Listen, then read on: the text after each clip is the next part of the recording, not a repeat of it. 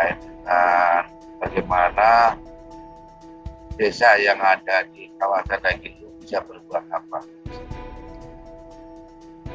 Pada pertemuan yang lalu sudah saya sampaikan bahwa banyak desa-desa yang berada di kawasan HGU. Salah satu contohnya kemarin yang datang ke kami di Kementerian Dalam Negeri ada dari Rio. Nah, ini juga sangat memprihatinkan sekali Pak, bahwa desa tersebut wilayahnya hanya 10% yang benar-benar milik desa, sehingga dalam proses pembangunannya khususnya pelaksanaan BPDS tidak bisa menjangkau wilayah yang 90%, sehingga menimbulkan kejenuhan masyarakat yang ada di wilayah itu. Kemarin ada 2 desa yang datang Pak. Yang satu sampai menyatakan bahwa sampai pemerintah desa itu diusir Pak dari kantornya. Nah, ini benar-benar memprihatinkan karena posisi kantor itu adalah di kawasan HGU. Lanjut, bagaimana hak desa terhadap masalah tersebut? Di dalam programnya pemerintah ini kan pemberian lahan-lahan kepada masyarakat. Memang beberapa waktu lalu pernah kami ikut rapat untuk membahas masalah desa-desa yang berada di kawasan hutan tersebut. Kita diminta untuk pendataan dari seluruh Indonesia, ada berapa ribu desa yang ada di kawasan hutan.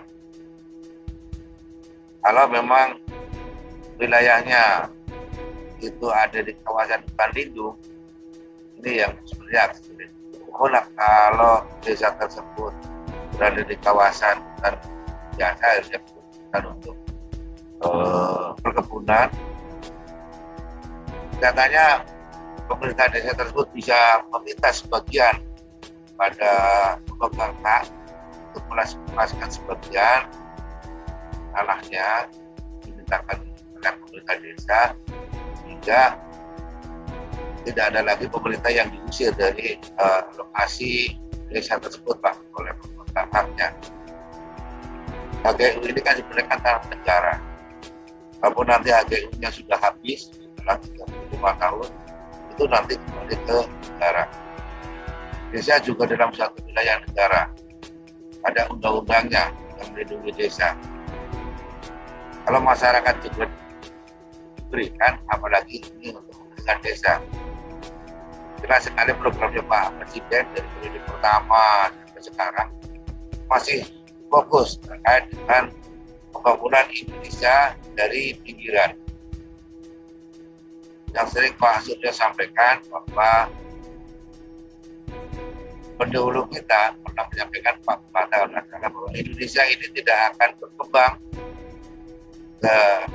karena ukur hanya dari Jakarta, tapi Indonesia ini akan berkembang dengan jalannya lilin-lilin kecil yang ada di desa. Nah, kami belum tahu persis berapa data jumlah desa yang ada di kawasan hutan.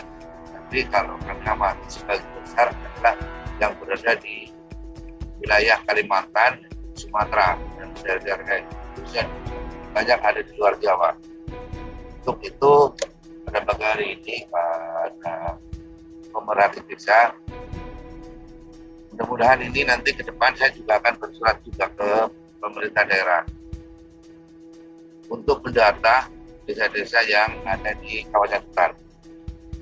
Kita sampaikan ke mengambil kebijakan nanti, untuk kami laporkan ke Pak Menteri dan disampaikan ke Presiden kebijakan apa yang akan diambil terkait dengan desa-desa yang berada di kawasan hutan.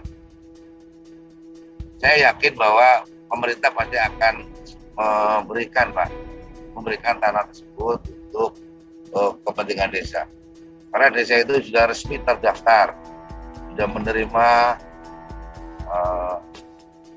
dana desa. Sepengetahuan saya, untuk berdirinya suatu desa adalah jelas wilayahnya, jelas penduduknya berapa, ada pemerintahannya desa.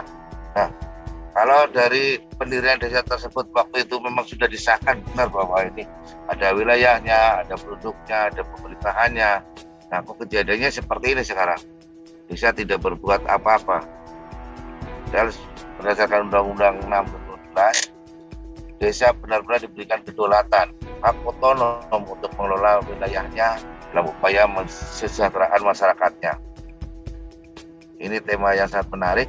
Kami juga minta masukannya, dan insya Allah pada desa-desa yang mengalami hal seperti ini, karena yang kami pantau atau yang melaporkan kami kemarin baru 2, dan saya yakin ini masih banyak sekali desa-desa yang berada di kawasan hutan ini. Jadi mari kita upayakan sama-sama agar desa-desa yang di wilayah hutan tersebut benar-benar menjadi desa yang mandiri, kuat, dan kalau Pak Suryo sampaikan, desa yang tangguh. Jangan sampai ada permasalahan-permasalahan terkait dengan program kegiatan pembangunan yang dilaksanakan oleh desa, namun akhirnya bermasalah bagi pemerintah desa itu sendiri.